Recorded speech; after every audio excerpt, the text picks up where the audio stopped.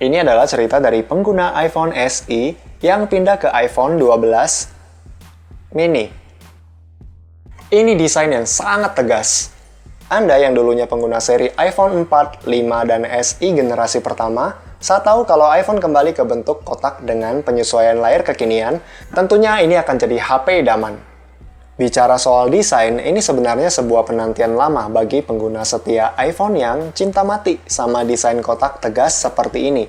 Dibalut dengan frame aluminium, bagian belakang dan depan dilapisi kaca Gorilla dengan lapisan ekstra yang Apple menyebutnya Ceramic Shield, yang katanya memberikan perlindungan 4 kali lebih kuat dari seri iPhone sebelumnya. Kemudian tampilan depan layarnya disesuaikan dengan tren rasio layar yang memanjang. Sebenarnya ukurannya tidak terlalu kecil. Ini malah seperti kembali ke ukuran normal smartphone beberapa tahun yang lalu. Hanya saja kalau dibandingkan dengan smartphone saat ini membuatnya tampak lebih mungil. Tapi ya, ini masih masuk dalam kategori HP compact. Kalau dijejerin sama saudaranya yang satu ini, secara ukuran saat menggenggam, rasanya kurang lebih. Kalau diukur lihat dari bawah ke atas, iPhone 12 mini sedikit lebih pendek. Dan ini perbandingan iPhone 12 mini dengan SE generasi pertama. Perangkat lawas yang sudah menemani saya cukup lama. iPhone 12 mini ini ukurannya hanya sedikit lebih besar dari iPhone SE 2016. Dan ini sesuai dengan yang saya harapkan. Si 12 mini menawarkan kenyamanan dalam penggunaan satu tangan. Anak lapangan pasti tahu lah ya, keuntungan menggunakan HP compact. Dalam kondisi yang mengharuskan penggunaan satu tangan, ini mobile yang sesungguhnya. Di balik bodinya yang compact ini, punya layar yang cukup lega. Sudah Full HD 5,4 inci dengan rasio layar 19,5 banding 9. Jadi 85% tampilan depannya itu layar, menyisakan bezel yang sangat tipis dan juga poni khasnya iPhone. Desain poni Iron Man ini sudah eksis sejak 2017. Seharusnya orang-orang sudah mulai terbiasa atau mungkin jenuh dengan tampilan poni seperti ini. Diadu dengan sinar matahari, kecerahan layarnya tetap nyaman dilihat. Standar 625 nits. Kalau disetting ke mode HDR, bisa mencapai 1200 nits. Juga 12 mini menggunakan panel layar yang Apple menyebutnya OLED. Pada layar OLED, warna hitam akan sangat pekat dan warna lain tampak lebih gonjreng. Kalau menggunakan fitur Dark Mode dengan latar berwarna hitam solid, poninya jadi nggak kelihatan. Dan dalam penghematan daya, layar OLED sangat berperan di sini. Untuk konsumsi hiburan, layar iPhone 12 mini ini menurut saya tidak terlalu kecil. Ini jadi sebuah pengalaman baru yang menyenangkan. Kalau biasanya nonton di handphone layar full screen, handphonenya juga pasti besar. Tapi di sini, handphonenya kecil tapi tetap full screen. Apalagi dengan gaya nonton saya yang biasanya rebahan ini, perangkat semakin kecil akan semakin baik. Dan beban jari kelingking pun terasa berkurang. Visualnya sudah oke. Tambah lagi kualitas audionya juga mantap dengan stereo speaker yang ada di earpiece dan satunya lagi ada di samping lightning port. Oh iya, sudah support Dolby Atmos juga.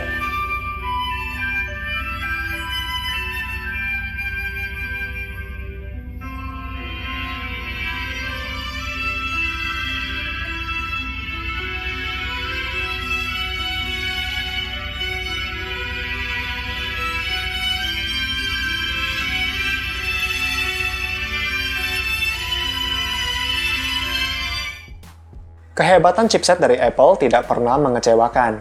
Di era iPhone 12 ini sudah menggunakan A14 Bionic fabrikasi 5 nanometer. Spesifikasi di atas kertas produk Apple memang senang banget minta dibully. Tapi ya, pengalaman penggunaan langsung yang bisa menjawab seberapa kencangnya chipset mereka. Tidak banyak smartphone ukuran compact yang punya performa powerful saat ini. Jadi iPhone 12 mini ini terasa istimewa. Mau diajak kerja berat seperti apapun, tidak ada masalah. Render video 4K tidak perlu menunggu lama. Performa gaming juga sangat stabil. Mainin Zhongli dan kawan-kawan di sini dapat settingan bawaan high 30 fps. Mau disetting ke grafis tertinggi juga bisa, hanya saja kenyamanan bermain jadi berkurang. Karena beban chipset akan naik dan layar akan secara otomatis meredup. Settingan ternyaman versi saya ada di medium 60 fps. Grafik terjaga dan suhu bodi tetap aman. Main game di layar 5,4 inci ini buat saya nyaman-nyaman aja. Karena jari ini sudah cukup terampil dengan layar yang lebih sempit. Serius, saya tidak ada masalah dengan layarnya. Kecuali ini.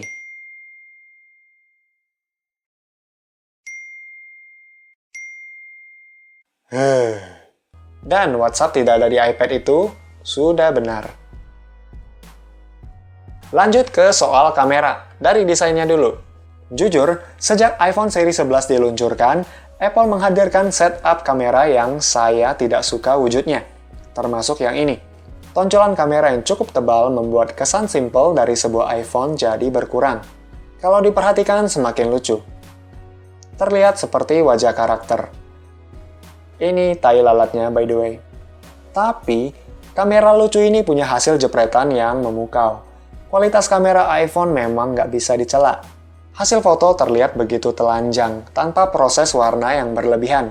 Rentang dinamisnya juga lebar. Kekuatan 12 megapiksel kameranya sekarang datang dengan sensor yang lebih matang lagi. Untungnya kamera kedua adalah ultra wide yang pastinya akan sering digunakan. Ditambah lagi dengan fitur Night Mode yang secara otomatis aktif saat cahaya menurun. Di iPhone seri 12, fitur Night Mode juga bisa bekerja di lensa ultrawide dan juga di kamera depannya. Untuk foto-foto di kondisi cahaya redup, kamera ini sangat mampu. Detail memang berkurang, tapi warna tetap terjaga dengan baik. Kalau kamera depan bisa dibilang jahat ya, karena terlalu jujur. Kemudian perekaman video, ini lebih superior lagi. Kemampuan merekam videonya menjadi kekuatan utama pada HP ini. Bisa merekam hingga 4K 60 fps tanpa terguncang. Dan lagi mendukung standar Dolby Vision pada kualitas 10-bit HDR. Rentang dinamis yang lebih luas dan kontras antara hitam dan putih yang lebih lebar. Pada iPhone 12 mini, Dolby Vision bekerja di 4K 30 fps.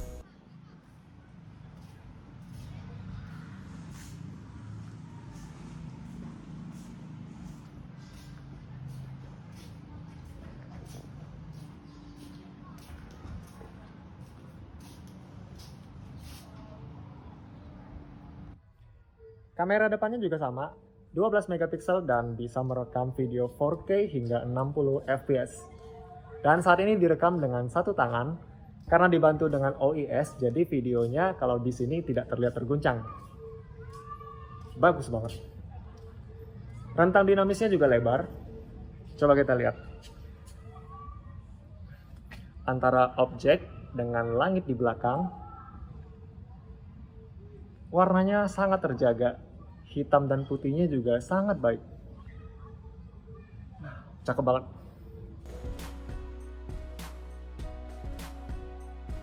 Sistem operasi iOS tidak banyak yang bisa dijelaskan di sini. Ini adalah operasi sistem yang paling stabil, paling nyaman digunakan, dan juga yang paling sederhana. Buat saya pribadi yang datang dari iPhone SE ini, langsung familiar dengan antarmuka iPhone 12 mini. Karena tidak ada perbedaan signifikan dari perangkat yang baru dengan yang lama. Saat video ini dibuat, kedua perangkat ini menjalankan iOS 14.6, dan keduanya masih akan berlanjut ke iOS 15 nantinya. Tidak ada kasta di dalam iOS. Ini yang membuat produk Apple terasa istimewa. Seringkali saya gonta-ganti HP Android tapi tidak dengan iPhone, karena selalu merasa kompatibel setiap tahunnya. Jaminan update softwarenya yang rutin setiap tahun membuat perangkat lama ini pun bisa tetap eksis.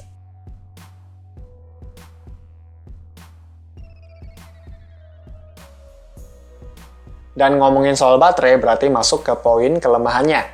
Yang selalu jadi deal breaker dari semua smartphone compact ada di baterainya, termasuk iPhone 12 mini ini.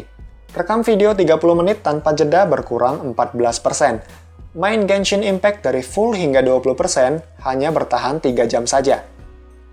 Boros? Iya, itu benar. Dalam tes penggunaan berat. Karena saya tahu ukuran yang nyaman dan compact akan datang dengan resiko baterai yang kecil. Untuk keseharian ala saya, si Mini tidak disiksa seperti itu. Lebih ke arah komunikasi dan sosial media saja. Main game di sini juga kalau iPad sedang dicas. Kalau beban kerjaannya bisa dibagi ke perangkat lain, HP ini bisa menemani seharian penuh. Jadi, sebagai penyuka HP kecil, saya tidak ada masalah dengan baterainya. Normalnya screen on time yang saya dapatkan rata-rata 6 jam. Ditambah dengan kemampuan standby iPhone yang hebat ini, ketemu casan hanya sekali dalam sehari. Tapi, dalam paket pembelian, HP mahal tanpa kepala charger. Ini adalah sebuah kejahatan. Untungnya saat ini saya bisa berbagi casan dengan charger bawaan iPad 12 watt. Dicas dari 20% hingga full perlu waktu sekitar 1,5 jam. Kekurangan yang cukup terasa pada iPhone 12 mini ini ada pada Face ID. Face ID memang mengagumkan. Dalam kondisi cahaya redup sekalipun, fitur ini tetap bekerja dengan baik. Namun, kelemahannya mulai terasa saat sedang berada di luar. Di masa pandemi sekarang ini, Face ID bisa sekaligus menjadi fitur yang menjebalkan. Saat sedang berada di luar, daripada menarik masker, saya lebih memilih mengisi kode PIN sebagai alternatif. Kemudian True Tone Display. Yang ini sifatnya subjektif ya. Fitur True Tone yang seharusnya menyesuaikan kondisi cahaya sekitar, di panel layar OLED ini malah membuat layar tampak hijau kekuningan. Saya malah tidak nyaman dengan warna yang seperti ini. Akhirnya, True Tone tidak saya gunakan di perangkat ini.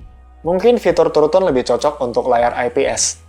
Atau mungkin mata saya yang belum terbiasa melihat layar yang lebih mahal.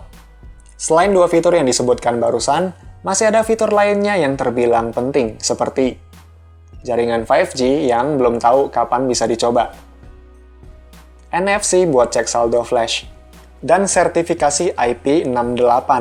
HP ini bisa disucikan dengan air dan debu. Kemudian ada fitur MagSafe dan Spatial Dolby Atmos yang mengharuskan aksesoris tambahan, ini juga belum saya coba. Kesimpulannya, HP ini tidak cocok untuk semua orang. Banyak faktor yang harus dipertimbangkan untuk memilih 12 mini ini. Tambah sekian bisa ambil yang ini, atau harga segini mending yang itu. Wajar saja dia tidak laku. Kalau harganya bisa lebih murah, mungkin beda ceritanya. Jadi iPhone 12 mini ini marketnya untuk siapa? HP ini cocok untuk orang-orang yang menghargai sebuah desain minimalis di atas segalanya. Karena membeli sebuah iPhone bukan sekedar teknologinya saja. Ada unsur simplicity yang jadi nilai jual tersendiri. Dan bahkan produk lain tidak banyak yang bersaing di sini.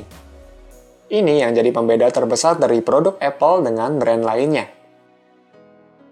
Sekian dulu cerita saya dan sedikit review tentang iPhone 12 mini ini. Sehat selalu dan tetap jaga kesehatan. Saya Hengki Swijaya, sampai jumpa.